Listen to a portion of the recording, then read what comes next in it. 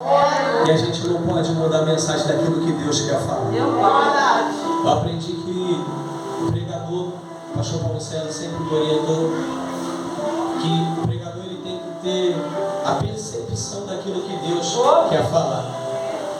E quando eu olho para esse texto, para essa história, eu lembro da história, da trajetória de Saul. Eu olho para a trajetória de Samuel. Samuel sendo sacerdote, juiz, profeta, homem de Deus, e vai ali julgar o povo. Só que chega um momento que o povo não quer mais ser orientado, ser guiado pelas orientações que Deus dava para Samuel e os seus filhos. Então o povo pede um rei. Deus, ele então unge Saul, manda Samuel ungir Saul, um rei levantado pela vontade do homem e pela vontade permissiva de Deus, não pela vontade soberana de Deus. Pastor, qual é a diferença? A vontade soberana ela é irrevogável, nada que você faça vai mudar essa vontade soberana. A vontade permissiva é aquilo que Deus permite, mas Ele não quer que seja assim. Deus permite pessoas entrar na tua vida, mas Ele não queria que fosse assim. São escolhas tuas, são escolhas nossas. Então, Saul vai começar a reinar. Interessante que quando Samuel vai ungir Saul, Saul está escondido atrás das bagagens. E quando Samuel ele vai encontrar Saul, ele vai beijar Saul. A Bíblia diz que não tinha homem igual a Saul no templo do profeta Samuel. Não tinha homem igual a ele. Samuel, ele se encanta, talvez com a beleza, talvez com o tamanho, talvez com a estrutura física de Saul. Beija Saul. Só que Saul, ele reina 40 anos. Quantos anos eu disse? 40. Davi, ele também reina 40 anos. Salomão, seu filho, também reina 40 anos. Grava isso. Os três reinam 40 anos. Vou começar de trás para frente agora. Quando Salomão ele reina, quando chega no meado para o final da sua vida, ele vai começar, a se relacionar com mulheres egípcias, fazer acordos, casamentos por interesse político. Só que quando ele chega lá para o final da sua vida, se você ler Eclesiastes, você vai ver que há um arrependimento acerca da conduta de Salomão. Salomão ele erra num período mediano da sua vida, onde ele tem uma meia-idade. Só que no final, ele escrevendo no livro de Eclesiastes, você vai ver que há um arrependimento, principalmente quando ele apresenta sobre a reflexão sobre a vida, sobre o tempo. Quando nós olhamos para Davi ele vai cometer erros também. Só que Davi, ele sendo um homem segundo o coração de Deus, toda vez que ele erra, ele se arrepende. Só que quando você olha para Saul mesmo reinando 40 anos, Davi 40 anos, Salomão 40 anos, Saul, ele vai ser rejeitado no segundo ano do seu reinado. Escuta aqui, Saul, ele vai ser rejeitado por Deus no segundo ano do seu reinado. Aleluia. Pastor, e por que ele reina 40? Isso aqui já traz uma lição para a nossa vida. Não quer dizer porque está na posição que está na direção de Deus. Aleluia. Não quer dizer que por ele exerce o cargo ministerial, está na posição de Deus. Não é porque alguém conhece ou se intitula como profeta, quer dizer que está na direção de Deus. Tem gente que profetiza, mas já foi rejeitado por Deus. Tem gente que apacenta, mas já foi rejeitado por Deus. Tem gente que canta, mas já foi rejeitado por Deus. Tem gente que prega, mas já foi rejeitado por Deus. Tem gente que dirige departamento, mas já foi rejeitado por Deus. No segundo ano do seu reinado, duas rejeições que chamam a atenção. Primeiro, quando Saul ele vai ali oferecer sacrifícios, sendo que ele, sendo rei, isso era a condição do sacerdote. Então observa que só tem um homem que poderia exercer, ou que pôde exercer os três ofícios: ofício de rei, sacerdote e profeta. Há quem diga que Saul, ele foi rei, texto diz. Há quem diga que Saul, porque quando ele vai perseguir Davi, ele profetiza no arraial no meio dos profetas. Naquele período, naquele momento, ele tem ali uma espécie de um vislumbre de um ministério profético. Alguns comentários bíblicos vão dizer até que Saul também, ele foi um profeta, porque profetizou no meio dos profetas. Só que oferecer sacrifício, que era a função do sacerdote, já era demais. Por que Deus rejeita a Saul? Porque rei ele já era. Profetizar, Deus sabia que ele poderia profetizar. Agora oferecer sacrifício, que era papel do sacerdote, isso aí não, porque quando tu vai tocar naquilo que não compete a você, quando você vai fazer naquilo que está fora da tua alçada, de repente tua mãe aprova, de repente teu pastor aprova, de repente o teu líder de departamento aprova, mas o próprio Deus já falou para você: aqui é o limite, aqui não, e tu tenta passar. Há um grande sinal de Deus para a tua vida. Tu pode estar caminhando sendo rejeitado por Deus. A palavra que eu tenho para aplicar nessa noite aqui é: não toca naquilo que Deus não quer que você toque. Não faça aquilo que Deus não quer que você faça. Não tenta investir naquilo que Deus não quer que você invista. É melhor ficar na posição, esperar tempo ao tempo e fazer a vontade de Deus, do que ser precipitado e pior, não se arrepender, como Saul não se arrependeu. Só que lembra quando eu falei aqui que no início Samuel ele beija Saul? Sim ou não? Sim ou não? Olha só. Só que está chegando um período. 1 Samuel capítulo de número 16. Deus vira para Samuel e fala assim: Samuel, por que tens ainda tu dó de Saul, havendo eu rejeitado, para que reine sobre o meu povo Israel? Olha só. Enche, pega o teu vaso de azeite e vem. Olha só. A primeira coisa que chama a atenção aqui é: profeta, homem de Deus, pastor Rui, está com o vaso vazio. Porque se Deus manda encher, é porque está vazio. Porque Deus não vai mandar encher aquilo que está cheio. Mas é profeta, mas está com o vaso vazio. Meu Deus! Olha só. Todo o pensamento, toda vez quando você está com dó de alguém, ou quando você está com pena de alguém, aquilo consome a tua mente, sim ou não? Porque tu começa a pensar naquela pessoa toda hora.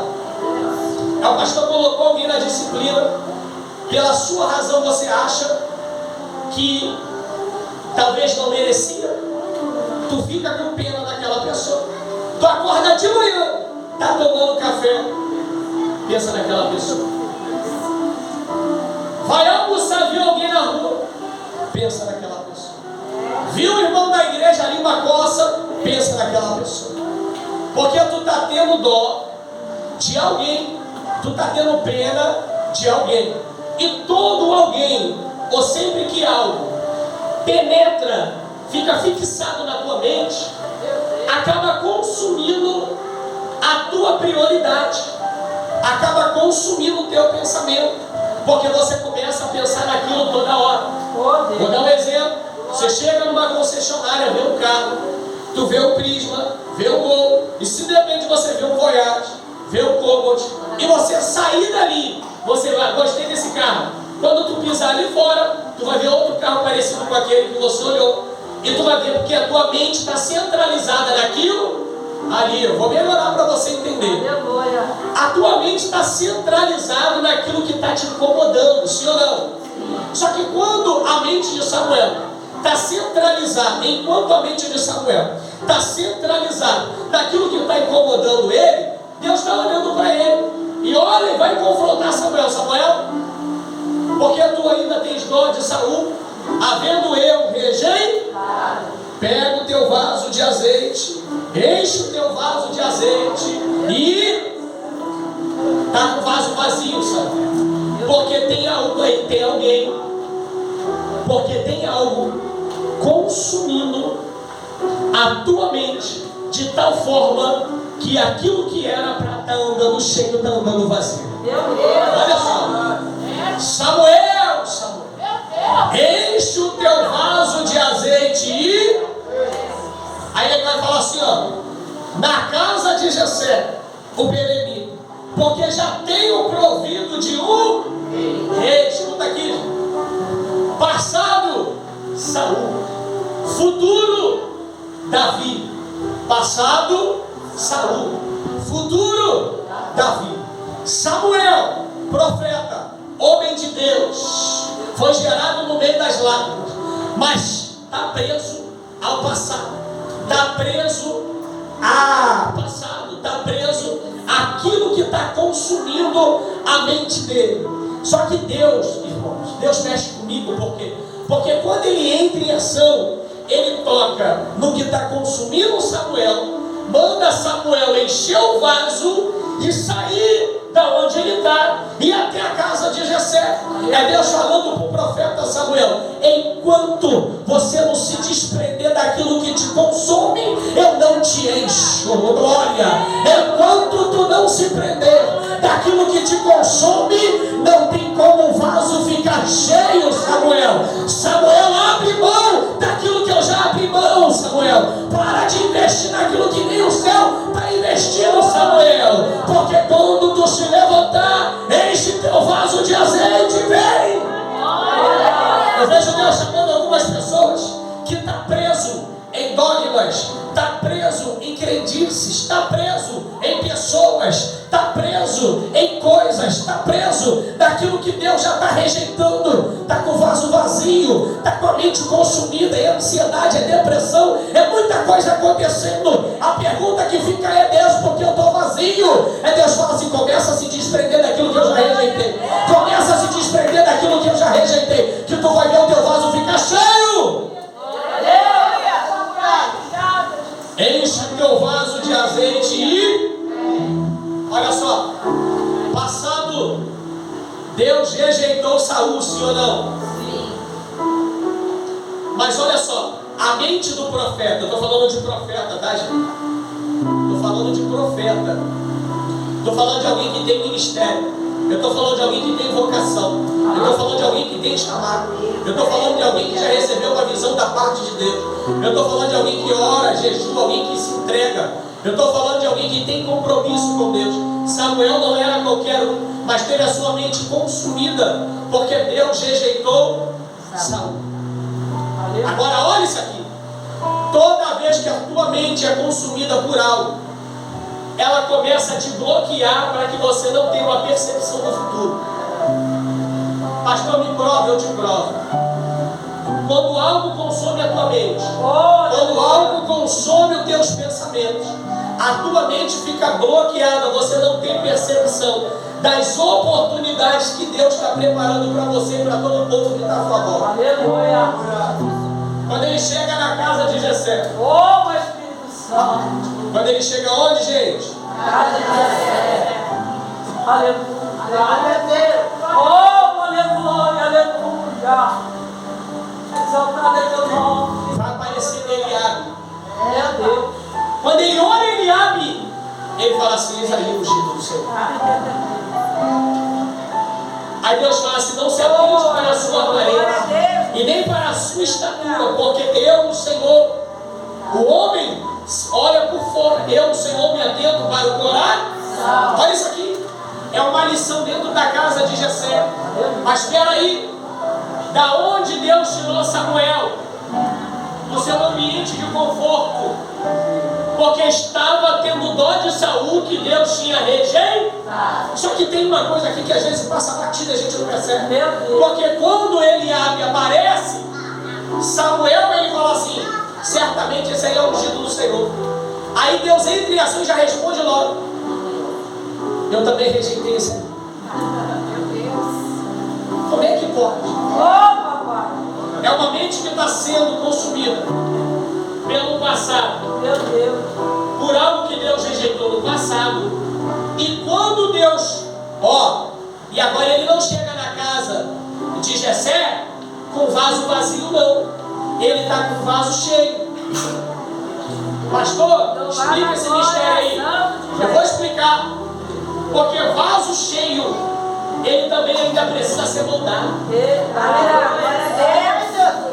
Não é porque chegou cheio que tem uma percepção, porque tem coisa do passado e está atrapalhando. Até quem está cheio. Porque ele chega com o vaso cheio, mas ele não se atenta para o menor. Até porque o menor não está na casa. Ele não vai olhar para Abinadab, ele não vai olhar para Samar primeiro, ele vai olhar para ele, que é o maior. Daqui a pouco ele olha para Abinadab, Deus também não é esse. Aí olha para Samar, também não é esse. Então ele vai começar a olhar do maior para o menor, porque o Saul não tinha ninguém daqui para ser mais bonito que Saul. Saul também era alguém alto, grande, forte, que quando Deus amostra Saul para Samuel, Samuel vai beijar Saul. Então, ou seja, a percepção que Samuel tem daquilo que é correto está sobre aquilo que está consumindo a mente dele. Não é? A característica de Saul, a aparência de Saul, o tamanho de Saul. Só que está com o vaso vazio. Deus tira Samuel de casa, leva até a casa de Jessé. Só que o vaso está cheio, mas quando chega na casa de Jessé, a mesma mania, é o mesmo costume. Deus está falando com alguém aqui? Ele chega na casa de Jessé, é a mesma mania, é o mesmo costume. Oh, glória a Jesus. Só que depois que vem os 7 filhos, aí ele pergunta: ainda tem mais alguém ainda? Tem sim o menor que está apacentando as ovelhas. Aí ele fala assim: ninguém vai se assentar à mesa enquanto o menor não chega? Gente, eu falei aqui, quem é Samuel? Profeta, juiz, sacerdote, alguém que comandava, alguém que tem chamado, tem vocação, alguém que ora, alguém que tem intimidade com Deus. Não era qualquer um. Era qualquer um, sim ou não? Não era qualquer um. Só que, olha isso aqui, quando ele derrama o óleo sobre a cabeça de Davi, o Espírito de Deus se apodera de Davi. Aleluia. O Espírito de Deus que tinha saído de Saul, o Espírito maligno se apodera de Saul. Então, porque no Antigo Testamento eles acreditavam que o quê? Tinha uma filosofia, porque a ação do Espírito de Deus era condicionada. No Novo Testamento, da teologia, é chamada de tríplice bênção. Isso. Essa tríplice bênção hoje ela está derramada sobre a igreja, que é o profetismo bíblico. Aleluia. Porque Pedro fala que nós somos sacerdócio real, geração eleita e povo adquirido do Senhor. Os dons de profecia, o dom do sacerdócio e o dom de reis, porque reinaremos com ele, através do batismo com o Espírito Santo e a manifestação do Espírito Santo sobre a nossa vida. Só que no Antigo Testamento acreditava-se que para o Espírito de Deus usar alguém, se apoderar de alguém, ele tinha que sair de alguém e ir até a outra pessoa. Então toda vez que quando se levantava juízes, o Espírito de Deus se apoderou de Otiniel, o Espírito de Deus se apoderou de Sansão, e sempre assim, a ação. Só que enquanto o Espírito de Deus se apodera de Davi, olha o que vai acontecer. Meu Deus. O Espírito maligno vai atormentar Saul. Enquanto o Espírito maligno está atormentando Saul, pastor, o que acontece com Saul? Saul agora está endemoniado. Aí alguém dentro do palácio vai falar assim, olha o que vai falar. Preste a sua atenção. Diga, pois, nosso Senhor a seus servos, que estão em tua presença, que busquem um homem que saiba tocar harpa. E será que quando o espírito mau da parte do Senhor vier sobre ti, então ele tocará com a sua mão e te acharás melhor. Aí Saul disse assim, na mesma hora, Saul diz assim, buscai-me, pois um homem que toque bem e trazei-o. Está lá em 1 Samuel 16, versículo 17, está escrito isso. Escuta para mim, escuta só e olha para mim. Olha só. Alguém que é profeta, ele olha para Saul e tem dificuldade de se desapegar de Saul. Só que Deus está apresentando o menor. Aonde?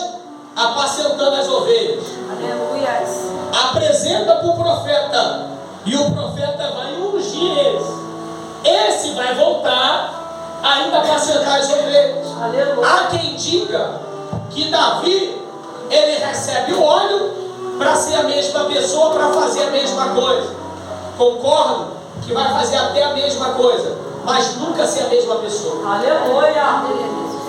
Uma coisa é Davi apacentando as ovelhas do pai sem óleo na cabeça. Outra coisa é o Davi que chega no pasto agora, pastor Ival, com óleo na cabeça. As ovelhas, quando olham para Davi, vê Davi chegando no pasto, saiu alguém aqui sem óleo na cabeça, mas chegou alguém aqui com cheiro, com unção diferente. Oh, glória a Jesus. Então Davi, ele foi até a casa porque foi chamado, mas quando ele volta para o pasto, ele volta diferente. Olha isso aqui, gente, porque isso aqui é muito forte. Quando um dos criados de Saul fala assim, ó, busca alguém que toque harpa, que quando tocar o espírito mal sai dele. Aí Saul, que está sendo atormentado por um espírito mal, sabe o que Saul fala? Trazei alguém que toque bem, procurai alguém que toque harpa bem e traz. Escuta isso aqui. Escuta isso aqui. O que Saul fala? Olha a colocação de Saul. Colocação de alguém que está sendo dominado por um espírito maligno. Ele não quer alguém que tem óleo na cabeça. Ele quer alguém que toque bem. Há um criado sem nome, tá? O criado não tem nome. Ele fala assim, ó, trazer alguém que toque harpa. Ele fala assim, toque harpa. E quando o Espírito de Deus, e quando o Espírito maligno se apoderar dele, quando esse homem tocar a harpa, vai sair. Aí Saul, ele se levanta e fala assim, trazer alguém que toque bem. Aí se levanta um jovem. Aí ele fala assim, conheço um que toque harpa. Aleluia. Meu Deus. Oh, glória. Conheço um, olha isso aqui, que sabe tocar harpa. Está lá no verso 18. Então respondendo o jovem diz, eis que tenho visto o filho de Jessé o belemita, que sabe, olha aí o versículo 18, que sabe o quê? Tocar. E é valente, ou seja, ele só não sabe tocar, ele é valente. Porque sabe o que o jovem está falando? Saber tocar tem um montão, mas valente tem pouco. Oh Deus! Agora, irmão, a glória, seja valente. Para pregar tem um montão, mas para ser valente tem pouco. Para cantar tem um montão. E quem está dominado por um espírito maligno quer chamar quem toca bem, quer chamar quem prega bem. Oh glória, estou sentindo Deus aqui. Só que não adianta nada tocar bem no ser valente. Oh glória. Sabe por que Deus está apresentando Davi assim? Porque Davi, ele recebe o óleo, vai para o pasto, mas quando ele vai para a presença de Saul, ele vai para tocar harpa. E Deus não quer apresentar alguém só que toca, mas também tem que ser valente. Porque quando o gigante se levantar, quem sabe tocar corre, quem sabe pregar corre, mas quem é valente fica. Arabassubianda, arabacébia. Pega na mão de alguém que está no seu lado e fala assim, não adianta convidar quem sabe pregar, não adianta convidar quem sabe tocar, não adianta chamar o melhor cantor, melhor pregador, tem que chamar gente valente. Não adianta querer amigo que sabe cantar, não adianta querer amigo que sabe pregar, não adianta querer amigo que tem status, tem que ser valente. A gente está vivendo uma geração de muita gente frouxa. Que isso, pastor? Está doendo, mas vai sarar. Porque sabe tocar, mas quando o inferno se levanta, não quero tocar. Sabe pregar. diabo se levanta, aí o pastor fala assim: hoje a irmã está com a oportunidade.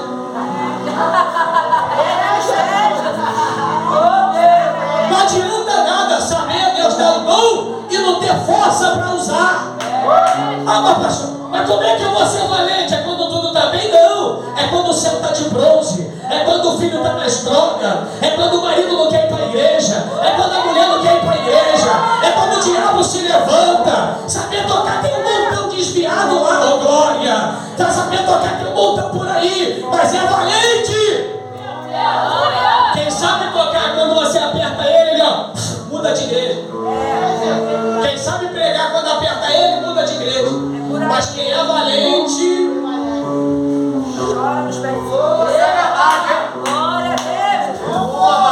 ele vai falar assim: ó, eu não entendo nada que o pastor está fazendo. Eu não entendo nada que a líder do departamento está fazendo. Olha, valente, eu não estou entendendo nada que o líder de jovem está fazendo. Mas por obediência. Meu Deus! Aleluia! Esse é o valente. Olha aqui, vírgula. E é animoso. Ou seja, não é desanimado. Que é isso, pastor?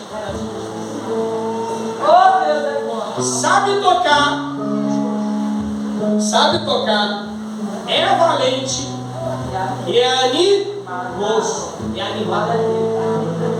Porque tem gente que sabe tocar, sabe pregar, mas quando o inferno se levanta, prega cheio de desânimo, canta cheio de desânimo, toca cheio de desânimo.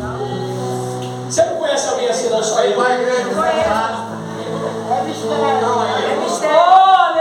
Olha isso aqui.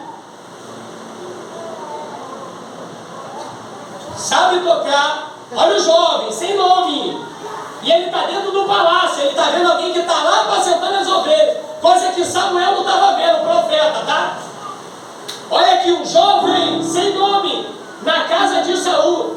Ele vai falar assim: tu quer alguém que toque bem? Eu conheço alguém que toca harpa, que é valente, é animoso e é homem de guerra. Meu Deus, aleluia!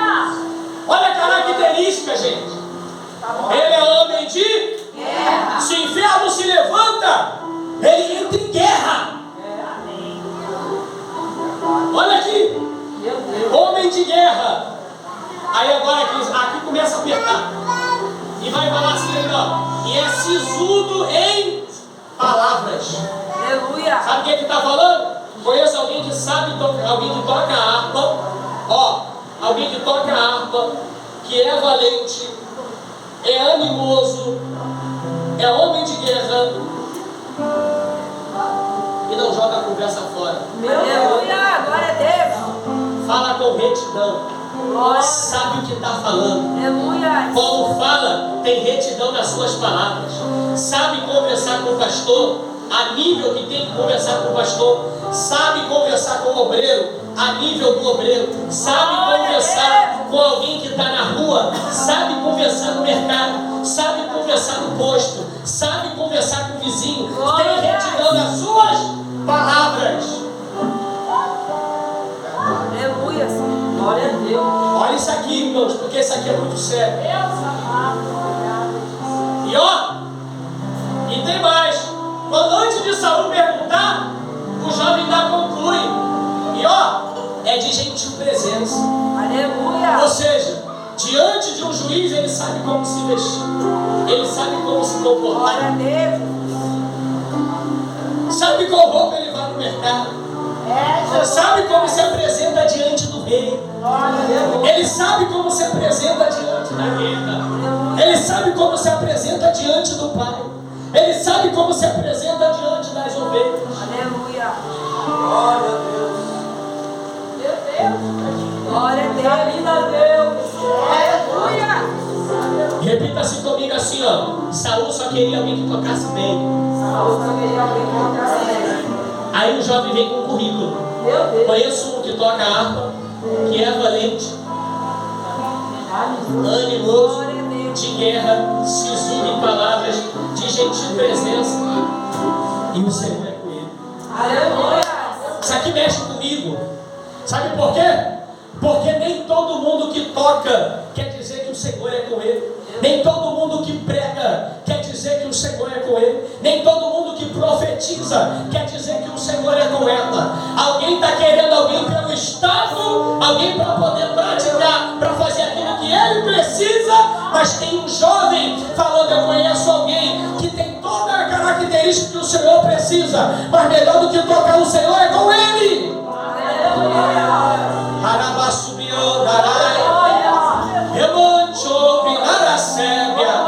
O Senhor é com. Gente, por que eu comecei no versículo do vale?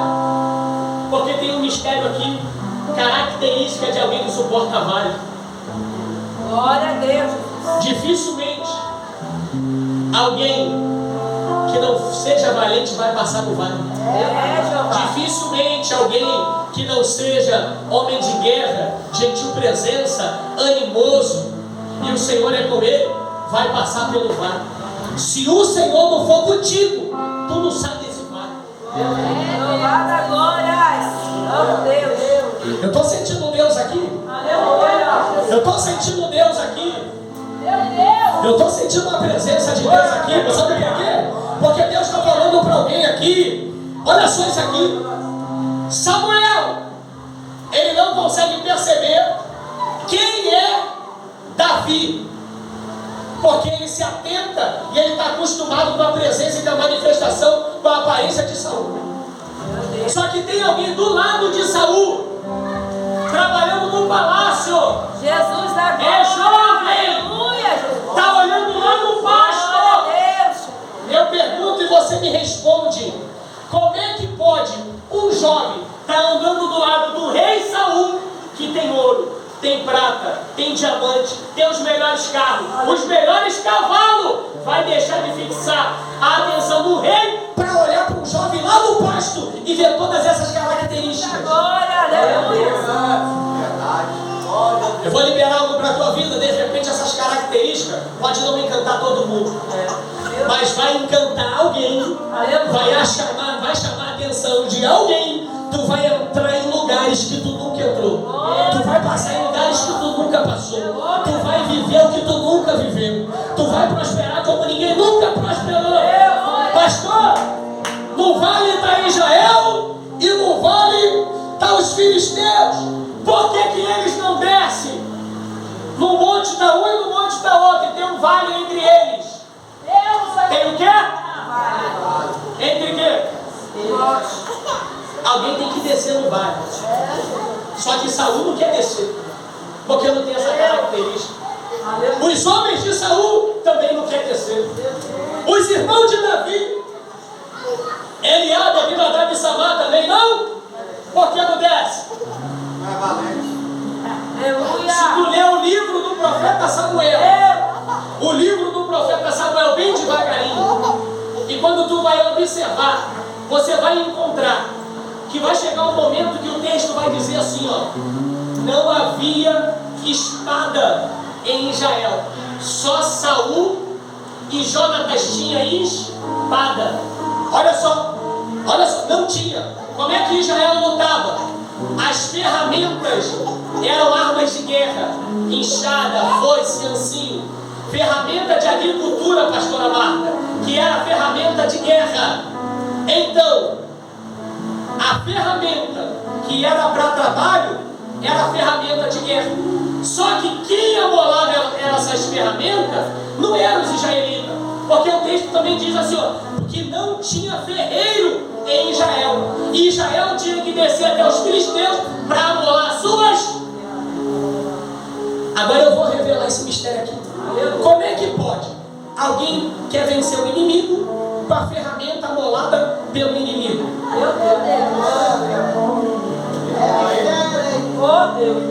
Como é que pode alguém quer vencer o diabo usando as estratégias do diabo? Como é que pode alguém quer vencer o Satanás falando e fazendo coisa que só o Satanás faz? Não tem como vencer a batalha. Aí vira covarde, não é valente, não é de gentil presença, não tem nenhuma característica para descer no vale. Mas Davi ia crescer. Quando Davi entra em cena, não tem espada, só preciso de uma funda. Por quê? Porque Davi é valente. Por quê? Porque Davi é animoso. Por quê? Porque Davi não tem espada, mas não é a espada que faz a guerra, é o caráter da pessoa que entra na guerra. Davi é homem de guerra. Quem é homem de guerra entra na guerra sem ferramenta, entra na guerra com a cara e com a coragem, porque ele entende que ele não entra na guerra sozinho, porque as características espirituais, características psicológicas, características diante da presença dos homens, características daquilo que Deus preserva para ele, é aquilo que vai fazer Davi vencer o gigante. Ele vai descer no vale. No vale tem um ribeiro. Ele vai pegar a pedra e ó, o gigante cai para frente, ele corta a cabeça de Golias e leva até aí já. Quando ele leva no templo, depois de rejeitar a armadura de Saul, eu já encerro. Olha o que acontece com ele. Ele desce o vale sem a armadura de Saul, mas quando ele volta, Jonatas, a Bíblia diz que a alma de Jonatas se apegou a Davi. Ele vai tirar a sua capa, vai tirar o seu, vai tirar a sua espada, vai tirar o seu cinto, vai tirar a sua sandália e vai dar para Davi. Escute isso aqui, eu já encerro. Quando você tem todas essas características que o jovem viu em Davi, você não precisa ter estratégia do filisteu para vencer o filisteu. Você não precisa usar armadura nem estratégia de rejeitar para poder derrubar um gigante. Você não tem medo de descer no vale, porque o vale é o cenário que está a pedra, que está o ribeiro, e o ribeiro está a pedra, que vai ser a estratégia que Deus vai dar para você vencer esse gigante. No vale, enquanto muitos têm medo de descer no vale, porque o vale é sinônimo de morte, desespero e fracasso, Deus está dando estratégia para alguém dentro do vale. Se você não tem coragem para descer dentro desse vale, eu falo para você, você vai ficar mais tempo. Israel ficou 40 dias e 40 noites e não desceu no, mas não morreu ninguém. Por que Israel não desce? Porque já tinha perdido a batalha psicológica. Tem gente que o diabo nem entrou na casa ainda, mas o diabo falou assim: se tu sair para a rua eu te mato. Você pode pegar comigo, eu já encerro.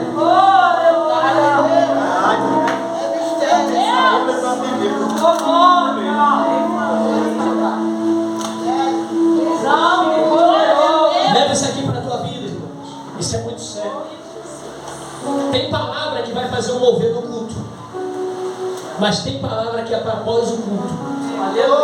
Deus me deu uma palavra para quando você sair daqui, você sair daqui meditando. Estratégia do diabo, não tem como. A ferramenta, a armadura de rejeitado, não tem como. A tua estratégia, ela desce do alto. Só que eu vou te falar, dependendo do lugar que ela desce, tu vai ter que descer lá para pegar ela também. A estratégia que Davi queria, precisava, estava onde? Estava dentro do vale. Encara esse vale. Encara esse vale. Tem gente que nem toca, não prega, não marcha, não fala nem língua estranha e está firme na presença até hoje. Tem gente que nem tão usado como você é, mas ó, com aquele feijão com arroz vai até o final. Aleluia! Não é, às vezes a gente quer fazer muito. A gente quer, ó. Papai, obrigada. Às vezes a gente quer, ó.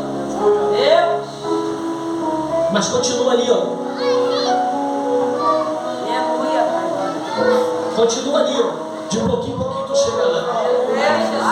De pouquinho em pouquinho você chega lá. Há um tempo determinado que Deus vai te honrar. Você só precisa se manter na posição. Aí quando a gente olha para Davi, Davi era pastor de ovelha e virou rei. Você pensa que foi assim?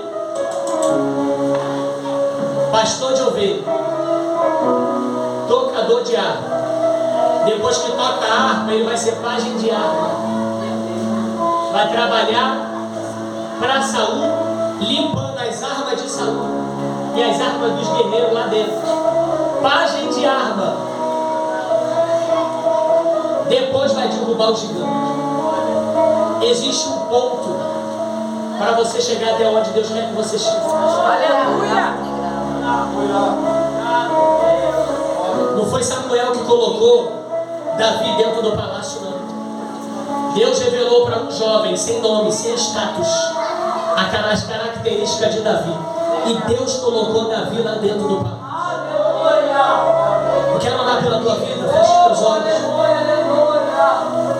Senhor, meu Deus e meu Pai, diante